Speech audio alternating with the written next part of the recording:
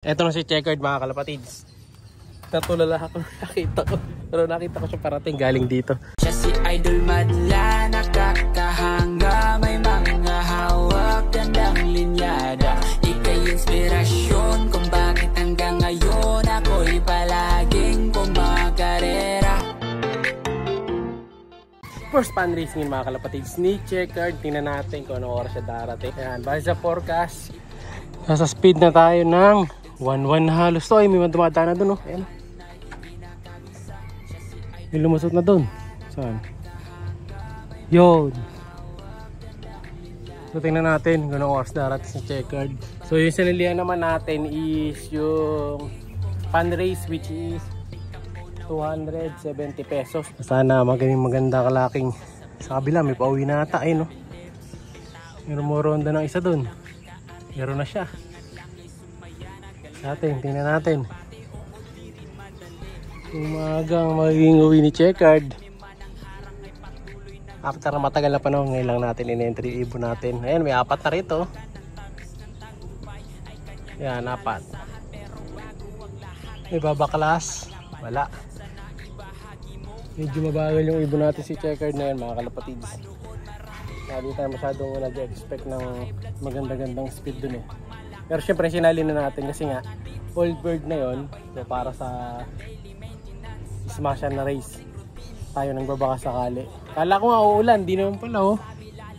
Biglang gumanda yung panahon. Kanina ang dilim eh. Pero sa gawi doon medyo madilim. Sa side na yon, parting baliwag. Pero dito sa atin malinis. Parang may tao yata. Wala. Kala ko may tao. Waiting game tayo mga kalapatid. Sana makauwi at sa inyo din. Good luck sa may mga pa-uwi day. Tapos yung mga ibon na sinasabi ko, yung mga i-out ko na marami na nasa halos 15 to 20 pieces, nire-ready ko na. So abangan nyo sa mga next vlog natin. Possible baka sa susunod na vlog mga kalapatids, ipakita ko sa inyo yun. Then congrats din sa mga nanalo sa ending. Ayan si boss. Kasi nanalo isa, kalimutan ko. Si John Makayan, si boss Alpiuse, saka si boss Stephen Briones. Sila yung tatlong nanalo sa ending natin. So, congrats sa inyo. Tuesday natin papadala yung mga ending board nyo. Pati yung kay boss Danilo Hernandez na naiwan yung pula. Kasi nagabulutong yung sa kanya eh. For ano yung sa kanya eh?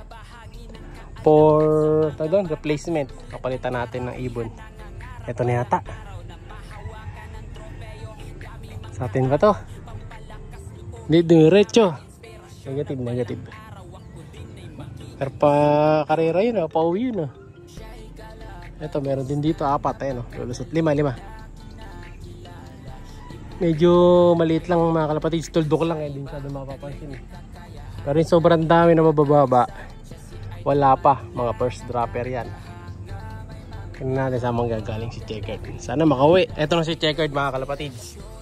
Natulala ako, nakita ko. Pero nakita ko siya parating galing dito. Wait natin pumasok. Ayun na, mabilis lang papasok to sa tingin ko eh. Okay. Tawag.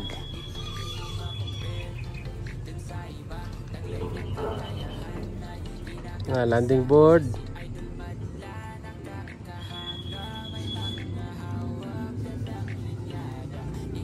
Papasok na, sige.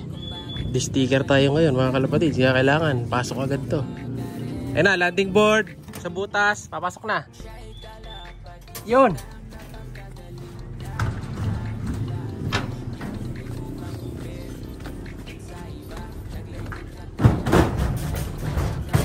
Tuloy ni Madla to, kakalak na niya.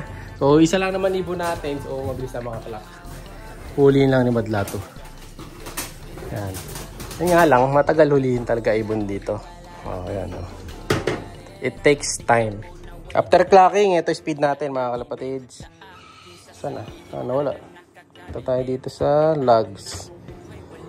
Ayan mga kalapatids. Yung latest, yung kulay green. So ayan, tama naman. So, 018214. Ayan, oh, ka-series ng mga nasa ending birds natin yan. Dahil yan ang ating gamit na ring. Iba-iba. No? Sa batch na yan, yan. Tapos tingnan natin. So distance natin pala 111 kilometers. Ayan. So nilipad niya yan ng 1 hour 51 minutes. So medyo mabagal, pero at least buhay ang ibon natin. So sakto lang ang dating niya. Paparonda na yung mga kapitbahay natin. No?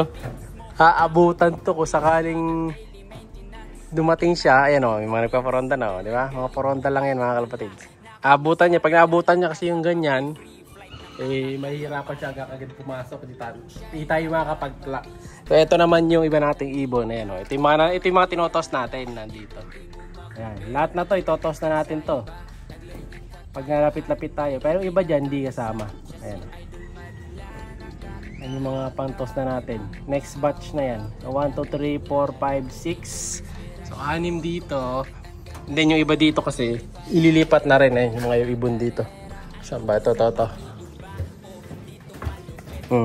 Then yung iba dito, inalis ko na. Nabawasan na to mga kalapatids. Yung mga nabawas dyan is yung mga i-out muna natin, mga babawasan natin. Kasi sabi ko sa inyo, babawas tayo ng ibon. Yung iba nandun na sa harap. Inayos ko lang yung mga picture nila para pagka pinost ko, mabilis na lang. No? So, mabilis ang out yung mga yun. So, okay. Clock tayo mga kalapatids. Kompleto ang lineup natin. Ngayon, tuloy na natin yung training ng mga one-tie birds natin. Okay, masanay na natin sila. Sa ngayon, walang tubig dito.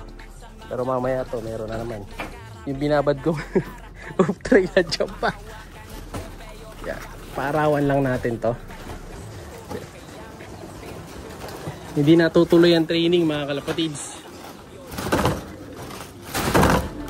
Kasi kung hindi may bagyo, umuulan. No? So napupurnada yung training ng mga one-tie birds ko. Kaya ayan, kita nyo sila oh. Lalo na yun, kita nyo yung checkered oh. Ganun siya nakatakas. Bubuksan ko pa lang yung pinto. Gusto na nila lumabas. Oops. Ayan.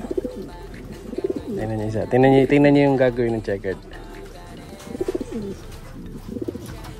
Ayan o. Tumatakas o. Pero ganda na ng katawan nito mga kalapatids. Macho na. Barako to. Checkered. Ayan. Ito pa.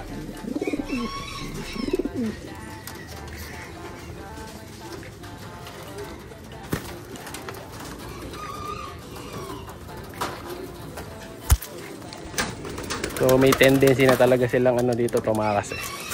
So ayan, dyan muna kayo ulit. Tuloy natin ang training mamaya. Or bukas na umaga. Alis nga pala ako. No? So iwan muna natin sila dyan. Magpapakain muna tayo mga kalapatids. So at least, lock tayo 1 out of 1. And then sa pre-give bird natin ha. Next week ngayon, popost ko. Kaya abang-abang na kayo. So yun muna mga kalapatids. Para sa araw na to. Like, share, subscribe. Ingat!